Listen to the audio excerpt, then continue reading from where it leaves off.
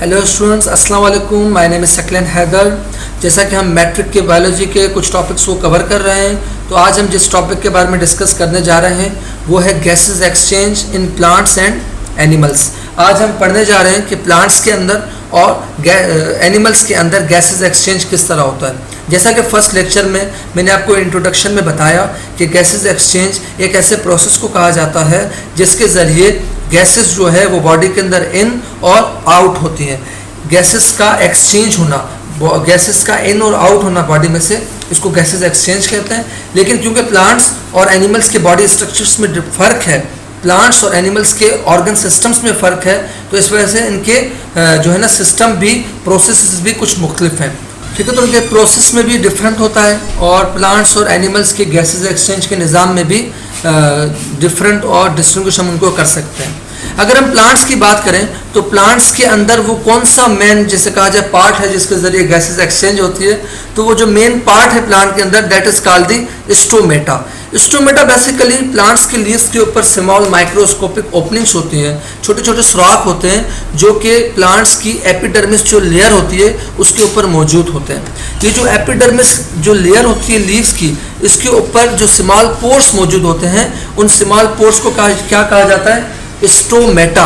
ठीक है ना। इन स्टोमेटा के जरिए प्लांट बेसिकली गैसेस एक्सचेंज करता है, इन्वायरमेंट में से कुछ गैसेस हासिल करता है और अपनी बॉडी में जिन गैसेस की ज़रूरत होगी उनको यूटिलाइज करके और वेस्टेज को उन्हीं स्टोमेटा के ज़रिए बाहर निकाल देगा।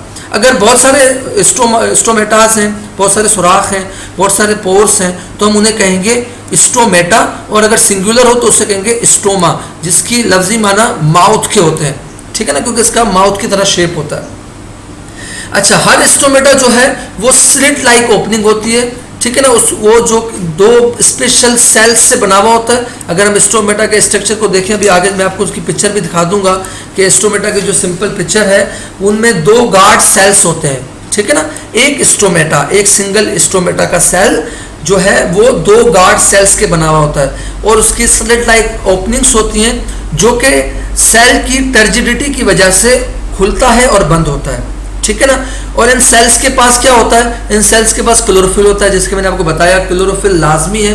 क्लोरोफिल होने की वजह से सनलाइट कैप्चर होगी और उसमें से फूड प्रोड्यूस होगा। ठीक है ना। तो गार्ड सेल्स बेसिकली किस तरह काम करते हैं कि जैसे ही सेल के ऊपर सॉल्यूट्स बढ़ जाएंगे, जैसे कि यहाँ लिखा हुआ है सॉल्यूट्स, जब प्लांट जो है वो पानी को अंदर अपने बॉडी के अंदर लेगा, अपने लीव्स में लेगा, तो सेल की टर्जिडिटी बढ़ जाएगी। जब सेल की टर्जिडिटी बढ़ जाएगी तो वो गार्ड सेल्स जो है ना वो ऑटोमेटिकली वो ओपन होंगे और क्लोज होंगे। स्टोमेटा जो है वो ओपन और क्लोज होगा और इस तरीके से फोटोसिंथेसिस प्रोसेस होगा।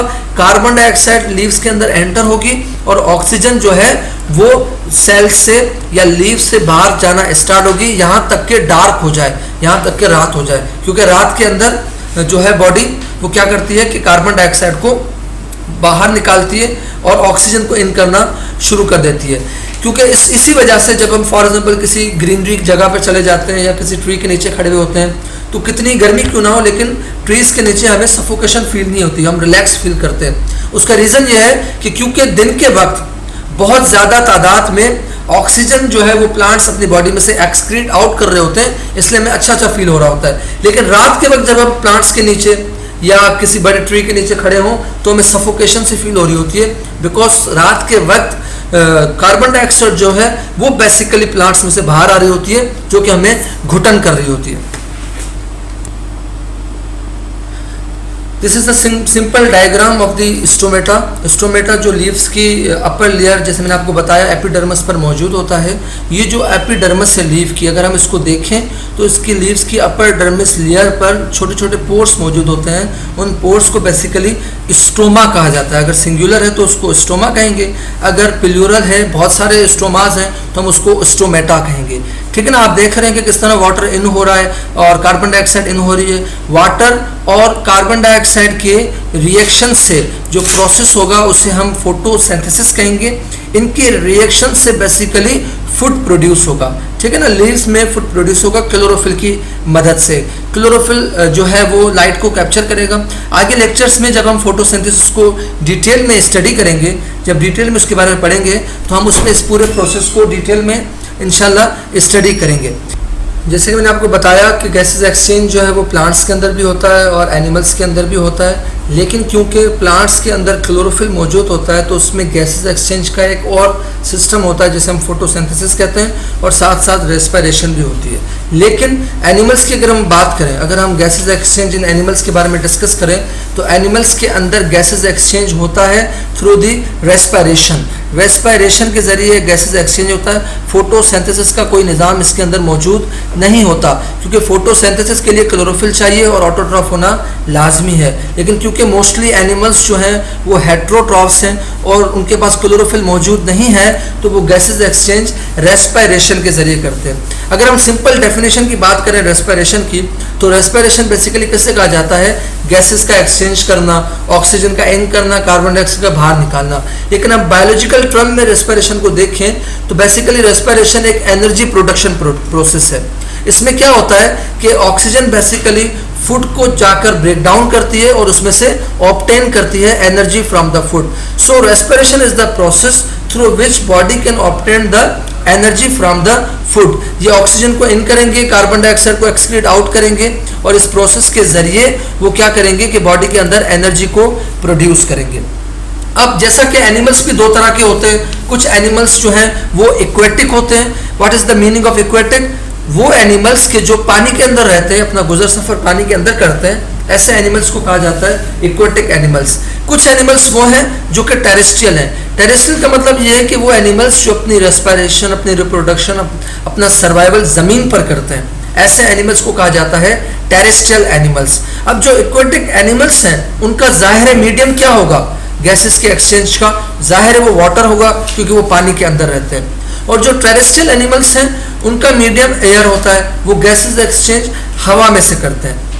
इसी तरीके से वाटर के अंदर जो ऑक्सीजन डिफ्यूज होती है वो बेसिकली एक्वेटिक एनिमल्स पानी में से ऑक्सीजन को हासिल करते हैं और रेस्पिरेशन करते हैं। और टेरेस्ट्रियल जो एनिमल्स होते हैं वो हवा में से जो है ऑक्सीजन का अमाउंट जो है वो इनहेल करते हैं। अगर हम ऑक्सीजन के अमाउंट की बात करें, मॉलिक्यूलर ऑक्सीजन के अमाउंट की बात करें, ये एमसीक्यूज पेपर्स में बहुत ज़्यादा आता है कि हवा के अंदर ऑक्सीजन की तादाद कितनी है। अगर हम अमाउंट की बात करें तो 21% जो है ऑक्सीजन हवा के अंदर मौजूद होती है और पानी के अंदर 5% ऑक्सीजन मौजूद होती है। ठीक है ना। अब क्योंकि पानी से कुछ एनिमल्स जो है वो ऑक्सीजन ले रहे हैं, कुछ ज़मीन से ले रहे हैं, जिस तरह प्लांट्स के पास स्टोमेटा मौजूद था गैसेस को एक्सचेंज करने के लिए, इसी तरीके से एनिमल्स के पास कुछ स्पेशल ऑर्गन्स होते हैं जिनके जरिए वो गैसेस को एक्सचेंज करते हैं। उनको कहते हैं रेस्पिरेटरी सरफेसेस।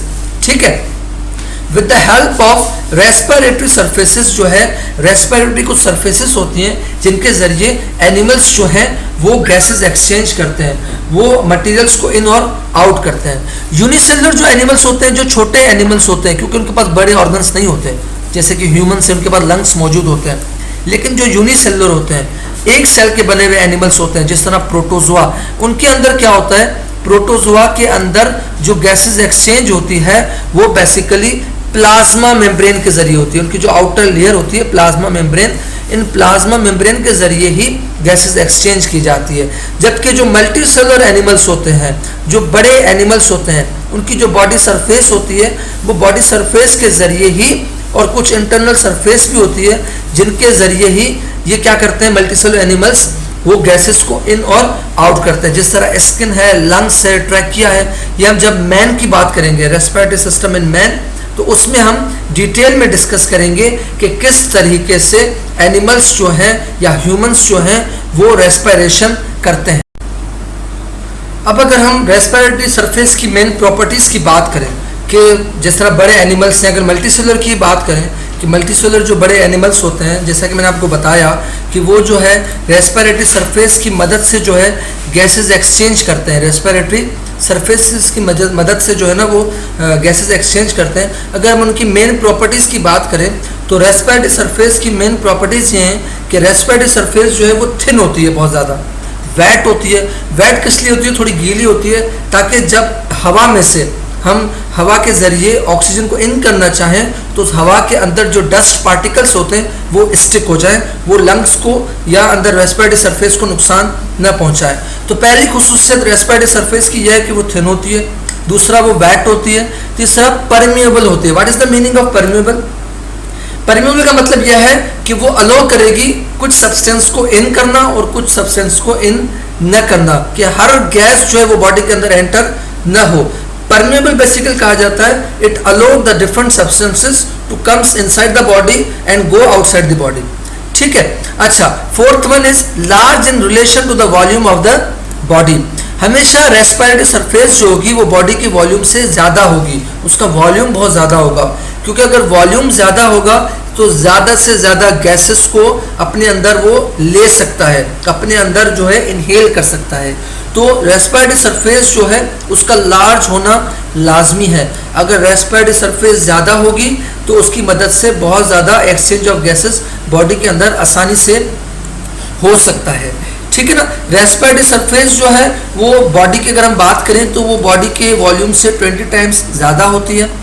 इसी तरह इंशाल्लाह नेक्स्ट लेक्चर में जब हम मैन की बात करेंगे, ह्यूमंस की बात करेंगे, तो ह्यूमंस के अंदर एल्व्यूलाई बेसिकली होता है, लंग्स होते हैं, ट्रैकिया होते हैं, जिनके ज़रिए जो है बॉडी के अंदर गैसेस एक्सचेंज होता है, ऑक्सीजन इनसाइड जाती है, कार्बन डाइऑक्साइड बॉडी से एक्सक्रीट आउट होती है। इस पूरे प्रोसेस को हम अगले लेक्चर में पढ़ेंगे। उम्मीद है कि आपको ये लेक्चर समझ आ गया होगा। अपना ख्याल रखिएगा। अल्लाह हाफ़िज़।